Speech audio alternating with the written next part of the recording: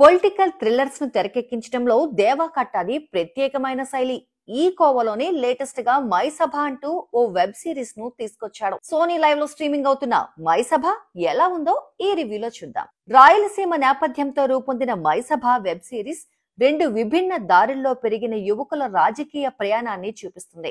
MSR ఒక faction కుటుంబానికి చెందిన వాడిగా డాక్టర్ గా స్థిరపడతాడు. కేకేఎన్ రైతు కుటుంబం నుంచి వస్తాడు. కాలేజీ రోజులలో స్నేహితులైన ఈ ఇద్దరికి తరువాత రాజకీయాల్లోకి వచ్చి ప్రజలకు సేవ చేయాలన్న ఆశయం కలుగుతుంది. అయితే వారి కులాలు వేరు, నమ్మకాలు భిన్నం, భావాజాలాలు కూడా విభిన్నమైనవి. అయినా వారి ఉద్దేశం మాత్రం సమాజ సేవే. వీరిద్దరూ ప్రజల మద్దతుతో ఎదుగుతారు, నేతలుగా నిలదొక్కుంటారు.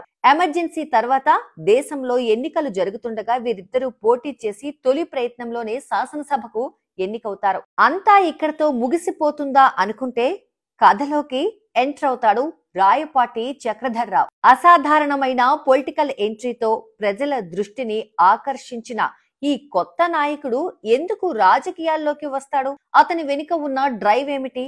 అతనికి కేకేఎన్ ఎంఎస్ఆర్లతో ఉన్న సంబంధం ఏంటి అనేది మైసభ వెబ్ సిరీస్. దర్శకుడు దేవా కట్టా తెరకెక్కించిన ఈ వెబ్ సిరీస్ ప్రముఖ తెలుగు రాజకీయ నాయకులు వైఎస్ రాజశేఖర్ రెడ్డి, చంద్రబాబు నాయుడు జీవితాలను ఆధారంగా తీసుకొని రూపొందించారని స్పష్టంగా తెలుస్తుంది. 1970ల నాటి ఏపీ రాజకీయ నేపథ్యం, అప్పటి కుల రాజకీయాలు, ఫ్యాక్షన్ గొడవలను ఇందులో ఆవిష్కరించాడు.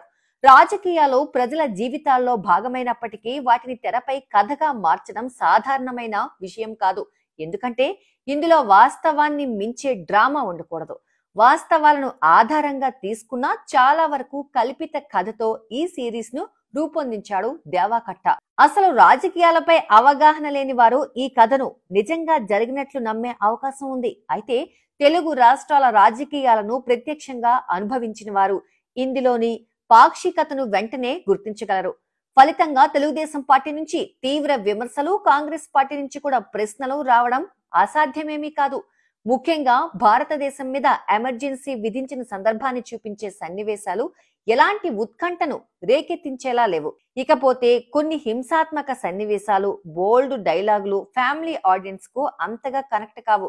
ఇక నటీనటులు, సాంకేతిక నిపుణుల గురించి మాట్లాడుకున్నట్లయితే ఇందులో చంద్రబాబును పోలిన పాత్రలో ఆది పినిశెట్టి, వైఎస్ఆర్ ను తలపించే పాత్రలో చైతన్యరావు కనిపించారు. ఎన్టీఆర్ జ్ఞాపకం వచ్చేలా సాయి కుమార్ ఓ కీలక పాత్ర పోషించారు. ఇతర పాత్రల్లో తాన్యా రవిచంద్రన్, శత్రు, రవీంద్ర విజయ్, శ్రీకాంత్ భరత్, దివ్యా దత్త, రఘుబాబు, భావన వళపండల్, చరితా వర్మ, మేఘా రామకృష్ణ, సురభి ప్రభావతి, రూపలక్ష్మి తదితరులు కనిపించారు. కృష్ణమ్మ నాయుడుగా ఆది పినిశెట్టి, రామిరెడ్డిగా చైతన్యరావు పాత్రల్లో ఒదిగిపోయారు. ఈ ఇద్దరి మధ్య కెమిస్ట్రీ, పాత్రల పరస్పర బలాబలాలు తెరపై ఎంతో సహజంగా కనిపించాయి. ఎన్టీఆర్ ను పోలిన పాత్రలో సాయి కుమార్ జీవించారు. ఆయన డైలాగ్ డెలివరీ ఈ పాత్రను మరింత ఉన్నత స్థాయికి తీసుకెళ్లింది.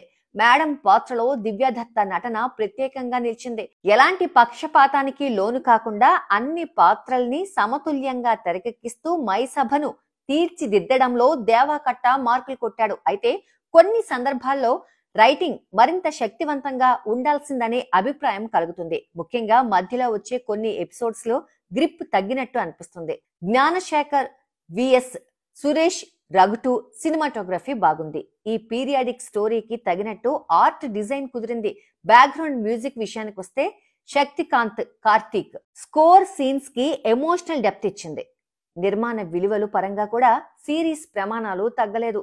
ప్రతి ఫ్రేమ్ లో కూడా టీం పెట్టిన కష్టాన్ని చూడొచ్చు. చివరగా మొత్తానికి మైసభలో ఆసక్తికర అంశాలు ఉన్నప్పటికీ రచనలోని లోపాలు, నెమ్మదిగా సాగిన కథనం ఈ సిరీస్ ను పూర్తిగా ఆకట్టుకునేలా చేయలేకపోయాయి.